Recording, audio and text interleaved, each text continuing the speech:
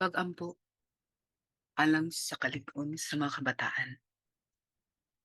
Amahan, Diyos namong tanan, nagasimba ug nagapasalamat kami kanimo sa tanang grasyang nadawat sa matag adlaw, sa matag takna sa among kinabuhi. Karong higayon na akong giampo ug gipangamuyo ang mga kabataan sa kasamtangan. Hilabi na tong mga nahiagom sa mga daotang buhat ug impluwensya. Lakip na usab ang mga biktima sa pagpanamastamas ug katong adunay balatian sa panghuna-huna sa lawas sa matang espirituhanon nga sa mga hagit sa kinabuhi nahamutang sila sa kahuyang.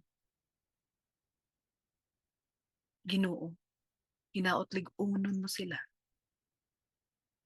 aron mamahimo silang takos at tubangan sa mga hagit o mga bahad sa kinabuhi. Ilayo sila palihog gikan sa mga dautan nga nagadala kanila og kadaot,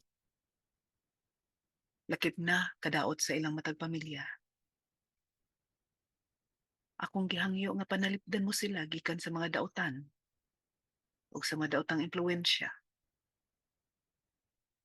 nga magtuklod kanila sa paghuna-huna ug mga kadaot sa ilang kinabuhi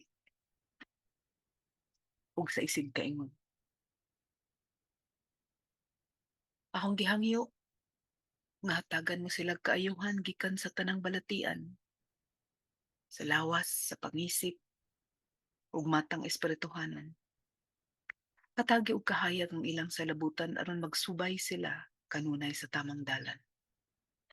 Hatagi usab og kalinaw ang ilang kasing-kasing aron magmalampuson sila sa ilang mga pagtuon, sa ilang mga tumong sa tanang ginbuhaton nga maghatag kanila og kalipay ug kalampusan.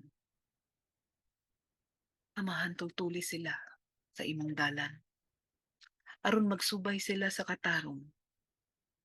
Buligi sila sa grasya lakip na ang ilang matag pamilya nga mo'y mag-aga kanila sa kanabuhing puno ug kadasig ug kalampusan. Hinaot nga mawala na ang pakigbangi, ang di pagsinabtanay, ug mamadaugon ang gugma ug kalinaw sa matag balay kung diin sila. Sa panahong sila makasinati og kapildihan, palihog lig-una sila